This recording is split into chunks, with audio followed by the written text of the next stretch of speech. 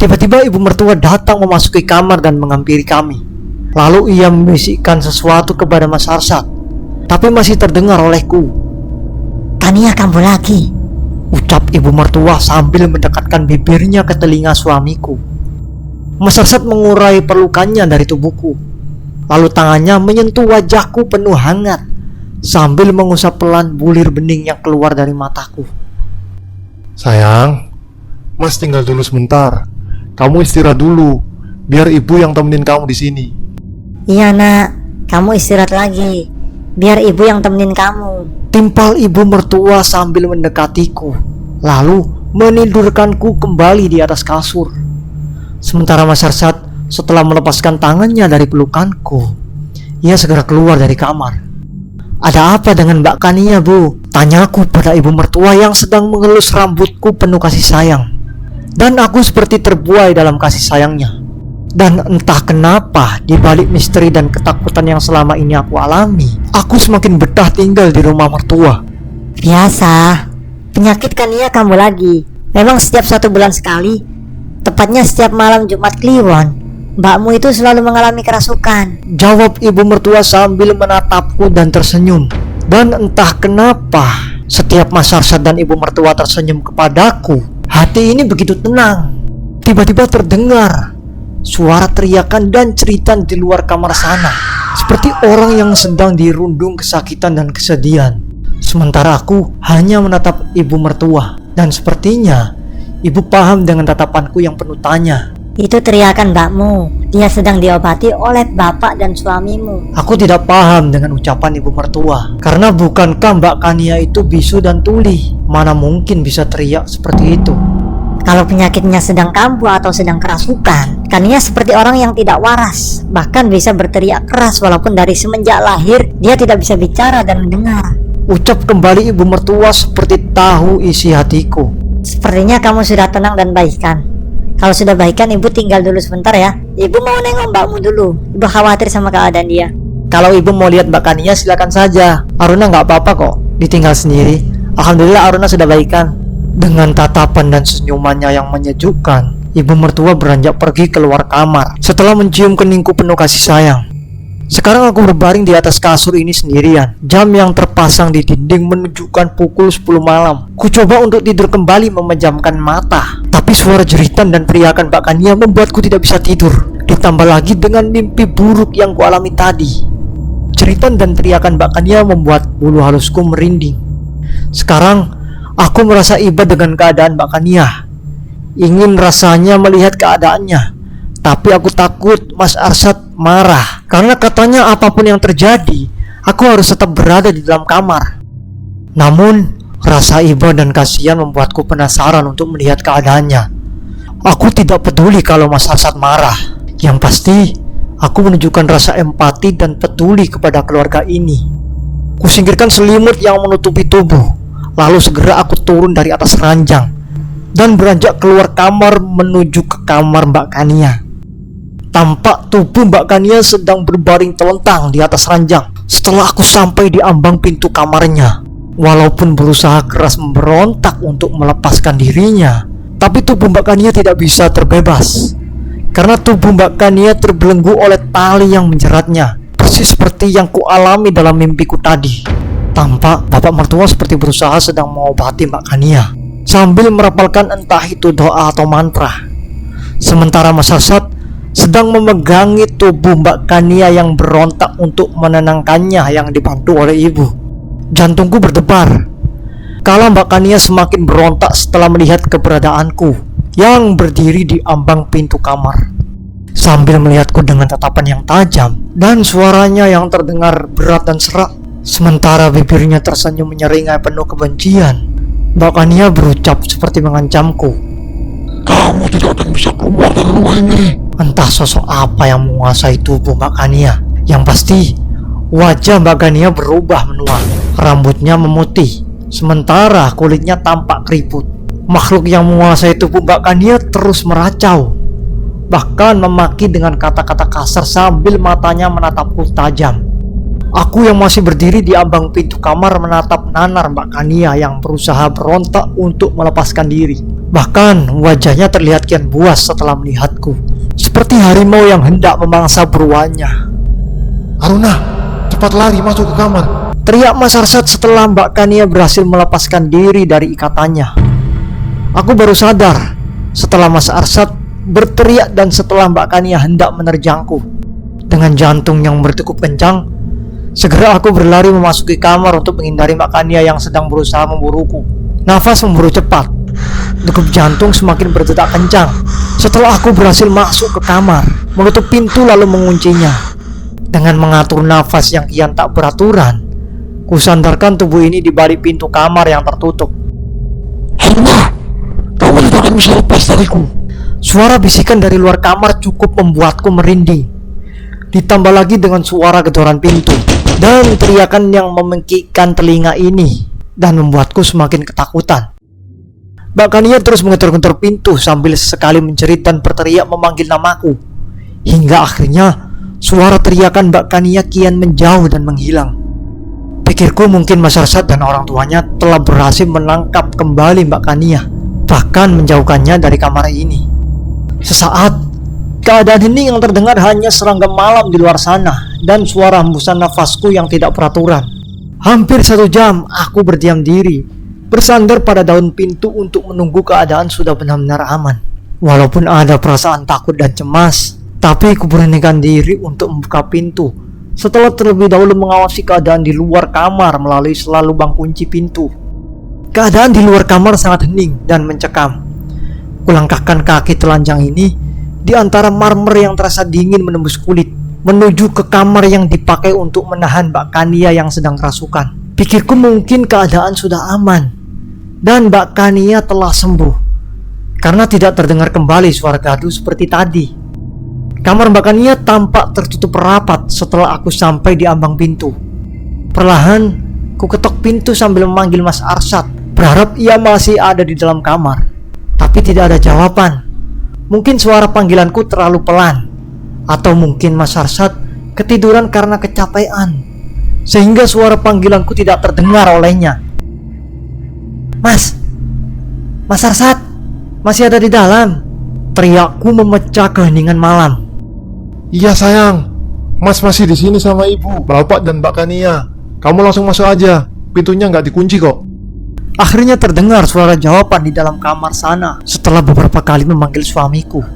Ku genggam-genggam pintu, perlahan menggerakkannya ke bawah, lalu mendorong pintu tersebut dengan perlahan. Jantungku kembali berdegup kencang. Setelah ku pastikan di dalam kamar yang lumayan luas ini tidak ada seorang pun, yang tampak hanya ranjang dan kasur yang beralaskan spray putih yang rapi. Bahkan seperti tidak ada tanda-tanda orang yang tidur di kasur tersebut. Padahal tadi Mbak Kania cukup aktif bergerak untuk melepaskan dirinya. Mas Arsad di mana? Teriakku kembali memanggil suamiku masuk ke dalam kamar. Kenapa di kamar tidak ada satu orang pun ya? Kemana mereka? Padahal barusan seperti ada suara sahutan dari Mas Arsad. Gumamku merasa heran. Belum saja rasa takut dan cemas ini berakhir, aku dikagetkan dengan suara pintu kamar yang dibanting cukup keras. Dengan perasaan tidak menentu, segera aku berlari mendekati pintu yang sudah tertutup rapat. Dengan panik, aku berusaha membuka pintu yang sudah terkunci. Tapi usahaku sia-sia, karena pintu ini tidak bisa terbuka. Suara teriakanku untuk meminta tolong terdengar memecah keheningan malam. Tapi tidak ada jawaban untuk menolongku yang sedang terkurung di kamar ini. Ketakutanku kian bertambah, karena seperti ada sesosok makhluk yang merangkak dari langit-langit kamar. Sesosok makhluk tersebut bergerak seperti laba-laba dari langit kamar ke dinding sambil mengucapkan sesuatu yang begitu jelas terdengar olehku. Selamat datang di rumah mertua. Aku masih berdiri menghadap pintu kamar sambil sesekali menggerak-gerakkan gagang pintu untuk berusaha membukanya. Tapi pintu kamar ini tidak bisa dibuka, seperti ada yang mengunci dari luar. Dari atas langit-langit kamar seperti ada 2 bola mata yang terus mengawasiku. Bahkan bulu kudukku kian merinding saat terdengar suara geraman dari atas langit-langit kamar itu. Sementara nyaliku belum siap untuk memeriksa ke arah suara tersebut. Manakala hendak berbalik dari daun pintu ke arah ruang kamar, Tiba-tiba kedua kaki ini terjerat oleh rambut panjang yang entah datangnya dari arah mana, hingga aku tidak bisa bergerak, bahkan shock. Sesaat tubuhku terjatuh dan terseret kala rambut yang telah berhasil mengikat kaki ini bergerak membawaku entah kemana, hingga aku tergantung dengan posisi kepala menghadap ke bawah. Takut dan panik menguasaiku kala di atas langit-langit kamar sesosok menyeramkan menatap dengan bola matanya yang tampak putih semua ke arahku. Sementara rambutnya yang sangat panjang menjulur mengikat kakiku yang masih tergantung. Pakaiannya mirip yang dikenakan oleh Mbak Kania, tapi wajahnya berbeda, bahkan teramat menyeramkan. Kedua bibirnya yang berwarna hitam kelam menyeringai tertawa memperlihatkan gigi dan gusinya yang dipenuhi oleh darah kental. Bahkan tetesan darah dari bibirnya itu menetes mengotori spray putih yang membalut kasur di atas ranjang. Karena terlalu mengerikan, aku tidak kuat menatap kembali sosok makhluk yang masih merangkak seperti laba-laba tersebut. Mata ini kupaksa untuk terpejam. Ayat kursi yang pernah kuhafal dari hasil pengajian sewaktu kecil tiba-tiba hilang dari benak saat hendak kurapalkan. Tiba-tiba tubuhku terasa melayang dan mendarat di atas kasur. Sementara mata ini masih terpejam. Rambut panjang yang mengikat kakiku sedari tadi tiba-tiba mengurai sesaat, terlepas membebaskanku. Perlahan kubuka netra ini dan berharap saat telah terjaga, makhluk mengerikan itu telah pergi dari kamar. Tubuhku masih terlentang di atas kasur dengan nafas yang memburu cepat dan degup jantung yang terasa berdebat hebat. Sementara peluh membanjiri tubuhku manakala aku hendak memaksa untuk beranjak dari tempat tidur dengan niat keluar dan kabur dari kamar ini. Tiba-tiba makhluk mengerikan itu sudah berada tepat di hadapanku. Wajahnya yang penuh borok tepat berada di batang hidungku, hingga tercium bau bangkai yang teramat busuk hingga memenuhi rongga hidungku, bahkan menyesakkan dada ini. Kedua tangan yang dipenuhi borok dan mengeluarkan nanah itu mencengkram leher ini hingga aku tercekik tidak bisa bernafas. Nafasku tersengal-sengal menahan cengkraman tangan kuat dari makhluk tersebut. Walaupun enggan menyentuh tangan jijik tersebut, terpaksa aku memegangnya untuk berusaha lepas dari cengkramannya. Dengan suaranya yang berat dan parau, makhluk mengerikan yang berada di hadapanku berbisik lirih. Mau kemana kamu, nak? Sudah lama kami menanti kedatangan menantu sepertimu. Masih dengan wajahnya yang menghadap wajahku, sosok makhluk mengerikan itu berucap kembali yang tidak pernah ku mengerti. Aku tahu kamu lahir tepat di malam Jumat Kliwon, kan? Asal sangat pintar memilih perempuan sepertimu hingga ia bisa membawamu ke sini. Keluarganya harus berterima kasih kepadanya. Siapa kamu? Tanyaku terbata. Sementara nafas ini masih terasa sesak karena leher ini masih tercekik oleh tangan makhluk tersebut. Aku adalah bagian dari keluarga ini. Setelah ada kamu, keluarga ini akan terbebas dari santet yang dikirim dari keluarga yang dipenuhi oleh dendam dan kebencian. Waktunya akan segera tiba. Ucapnya kembali yang belum ku mengerti apa maksudnya, karena benakku belum bisa mencerna ucapannya tersebut. Kamu tahu, keluarga Jaya Kusuma ini telah lama menanggung penderitaan akibat dari santet itu. Sosok makhluk tersebut masih meracau, yang sampai detik ini belum juga ku mengerti. Sementara tangan menjijikkan itu masih menekan leherku, hingga mataku membulat dan nafas yang terasa berat. Sesaat keadaan terasa hening. Yang terdengar hanya suara nafasku yang tersengal-sengal. Tapi makhluk itu masih berada di hadapanku.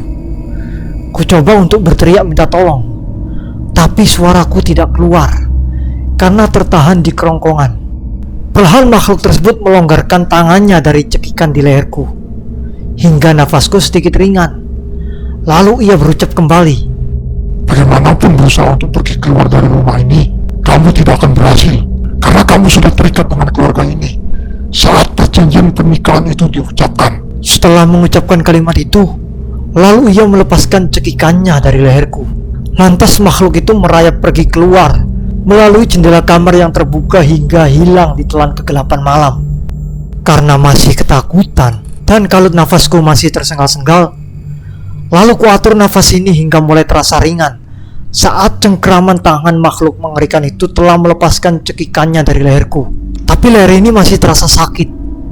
Sejenak aku pejamkan mata sambil meraba leher yang masih terasa sakit dan perih untuk menenangkan diri, serta memikirkan ucapan makhluk mengerikan tadi yang sampai detik ini masih belum ku mengerti. Manakala mata ini masih terpejam, lalu tiba-tiba aku tidak bisa bernafas karena ada seseorang yang membekap mulut dan hidung ini hingga aku gelagapan. Tampak samar seseorang yang membekapku itu seperti seorang pria, tapi wajahnya samar, tidak begitu jelas. Saat mata ini hendak terbuka seluruhnya untuk menegaskan siapa sebenarnya seseorang yang membekapku tersebut, tiba-tiba pandanganku gelap. Selanjutnya aku tidak tahu apa yang terjadi. Aku tersadar kala berada di tempat lain. Perlahan mata ini terbuka. Tampak samar di sekitarku. Beberapa orang berkumpul duduk di kursi mengitari meja makan.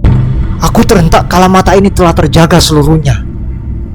Bahkan kesadaranku telah pulih karena beberapa orang yang di hadapanku yang terduduk saat ini adalah orang tua Mas Arsad, Mas Arsad, kakak dan adik Mas Arsad sendiri, yaitu Mbak Kania dan Dimas. Sementara tangan dan kakiku diikat disatukan dengan kursi yang kududuki saat ini. Mereka tampak senyum semuanya kala aku berontak untuk melepaskan diri. Bahkan mereka tampak menikmati kesengsaraanku yang sedang terikat tak berdaya di kursi ini. Mas, lepaskan aku. Kenapa aku diikat seperti ini? Teriakku dengan penuh kecemasan. Shh, jangan berisik. Makhluk-makhluk di rumah ini tidak suka dengan kegaduhan. Timpal Mas Arsad sementara bibirnya tersungging tersenyum membuatku merinding. Sejenak, keadaan ini yang terdengar hanya suara serangga dan binatang malam. Bahkan terdengar suara lolongan anjing di luar sana. Mas, jawab pertanyaanku, kenapa aku diikat seperti ini? Apa salahku? Tanyaku kembali sambil berontak, berusaha untuk melepaskan diri. Mas Arsad tidak menjawab sepatah kata pun dari pertanyaanku. Mimik wajahnya tidak berubah seperti tadi sebelum akhirnya wajahnya berubah ketus, membuatku takut. Lalu bapak mertua bangkit dari tempat duduknya, mendekatiku yang terikat tidak berdaya. Sesaat berdiam diri di hadapanku, lalu berkata, Kamu akan ditumbalkan untuk membebaskan santet yang menimpa keluarga kami.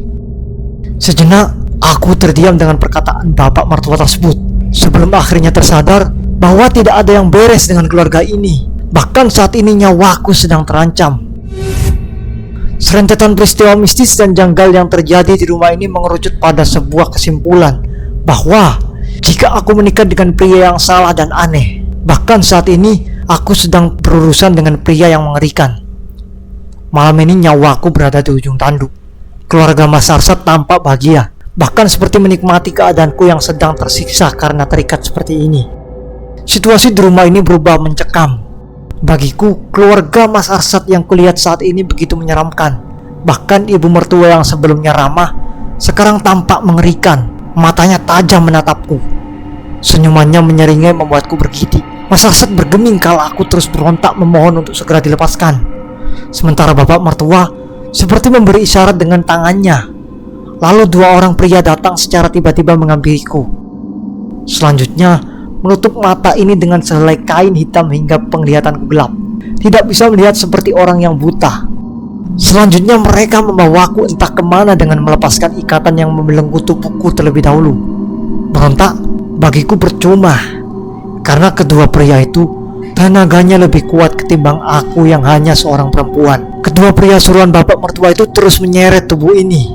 Mereka berhenti, lalu membaringkan tubuhku di sebuah ranjang sambil mengikat kaki dan tangan ke sebuah ranjang. Entah aku sedang berada di tempat apa, tapi keadaan di tempat ini terasa dingin dan lembab. Sejenak hening, yang terdengar hanya hembusan nafasku yang memburu cepat. Tidak terasa, cairan hangat keluar dari kedua sela mata ini. Akhirnya tangisanku pecah tidak terbendung karena menahan rasa marah dan emosi yang menyesakkan dada. Benakku kembali membayangkan serentetan kejadian masa lalu sebelum Mas Arsad menjadi suamiku. Mas Arsad begitu baik dan ramah ketika pertama kali aku berjumpa dengannya. Bahkan ia menolongku kala diganggu oleh beberapa pria saat pulang kerja malam itu. Dari situlah aku tertarik pada dirinya karena kepribadiannya yang ramah dan sopan. Bahkan Mas Arsad tidak berani menyentuhku, apalagi berbuat macam-macam selama kita pacaran. Aku semakin tertarik kepadanya, hingga ia melamarku, berkomitmen untuk dijadikan istrinya. Namun ternyata aku menikah dengan seorang pria yang salah. Bahkan Mas Arsad dan keluarganya bagiku adalah keluarga psikopat. Mataku masih mengeluarkan bulir bening karena menyesali apa yang telah terjadi. Menyesali menikah dengan Mas Arsad, bahkan menyesali mengenali keluarganya. Tubuhku masih berbaring seperti sebuah ranjang. Keadaan hening mencekam membuat diri ini semakin takut. Lalu tercium bau kemenyan yang dibakar menyeruak membuatku pusing. Bahkan tubuh ini terasa meriang. Dadaku terasa sesak dan pikiranku menjadi blank. Penglihatanku kian gelap, bukan karena tertutup oleh kain hitam, tapi karena hal lain. Akhirnya, aku tidak tahu apa yang sedang terjadi. Tiba-tiba aku berada di tempat asing yang sama sekali belum pernah aku menginjakkan kaki di tempat ini sebelumnya. Entah aku sedang berada di tempat apa. Yang pasti tempat ini seperti bangunan kosong yang tidak berpenghuni. Persisnya seperti bangunan pabrik yang sudah lama sekali terbengkalai. Bangunan ini sangat kotor, lantainya dipenuhi debu. Jaring laba-laba tergaris jelas dari atas langit-langit bangunan. Sementara bau lembab naik tercium menusuk hidung dari lantai yang berdebu dan basah. Aku masih terdiam menatap lorong yang memanjang seperti tiada berujung, dengan keraguan dan jantung yang terus berdebar tidak beraturan. Sementara benak ini penuh dengan tanda tanya tentang semua ini. Perlahan kulangkahkan kaki dengan sangat hati-hati melewati lorong-lorong tersebut tanpa tujuan dan tanpa arah. Lumayan lama aku berjalan di bangunan ini, tapi tempat ini tidak berujung. Dari ujung terlihat seperti ada seseorang yang berdiam diri. Langkah ini kupercepat untuk meminta tolong kepadanya agar bisa keluar dari tempat ini. Tapi seseorang itu bukan seperti harapanku kala aku berada di hadapannya. Sosok tersebut adalah perempuan yang pernah hendak mencelakaiku di rumah Mas Arsad waktu itu. Dengan senyumannya yang membuatku bergidik, sosok perempuan itu mendekati. Setelah itu ia menyeretku dengan kasar. Suaraku menggema memantul di antara dinding bangunan saat aku berteriak minta tolong. Tapi di sini tidak ada seorang pun yang hendak menolongku. Perempuan mengerikan itu menyeret tubuh ini hingga keluar dari bangunan tersebut. Bahkan membawaku ke sebuah hutan, menembus serimbunya pepohonan dan semak belukar. Sampai akhirnya ia berhenti di suatu tempat. Tempat tersebut seperti jurang yang curam. Sementara di bawahnya banyak orang-orang yang tersiksa bahkan mengenaskan. Teriakan mereka menggema ke segala arah, membuatku bergidik ngeri. Manakala tubuhku hendak dilemparkan oleh perempuan mengerikan itu, tiba-tiba sesosok lain menarikku dari cengkramannya, hingga tubuhku terseret menjauhi sosok perempuan tersebut. Selanjutnya aku tidak sadarkan diri. Bakar rumah itu, bunuh semua keluarganya, hancurkan keluarga pemuja iblis itu. Terdengar samar teriakan-teriakan dari beberapa orang. Kala sedikit demi sedikit kesadaranku telah kembali, tiba-tiba saja tubuhku sudah berada di tempat lain, yaitu berada di luar rumah keluarga Mas Arsad, dengan dikelilingi oleh warga yang berkerumun sambil meneriakkan kata-kata kasar dan caci maki. Sementara rumah keluarga Mas Arsad sudah terbakar, dan aku pun belum mengerti kenapa rumah mereka sampai terbakar. Bahkan aku belum tahu tentang keberadaan Mas Arsad dan keluarganya, selamat atau telah ikut terbakar. Sampai aku kembali ke Jakarta, kembali kepada kedua orang tuaku, keberadaan Mas Arsad dan keluarganya masih menjadi sebuah tanda tanya bagiku. Bahkan masih menjadi misteri hingga detik ini. Oke, sekian cerita misteri kali ini. Saya Syafi Karim pamit undur diri. Sampai jumpa di konten cerita misteri lainnya. Subhanakallahumma bihamdika asyhadu an la ilaha illa anta astaghfiruka wa atubu ilaik. Wassalamualaikum warahmatullahi wabarakatuh.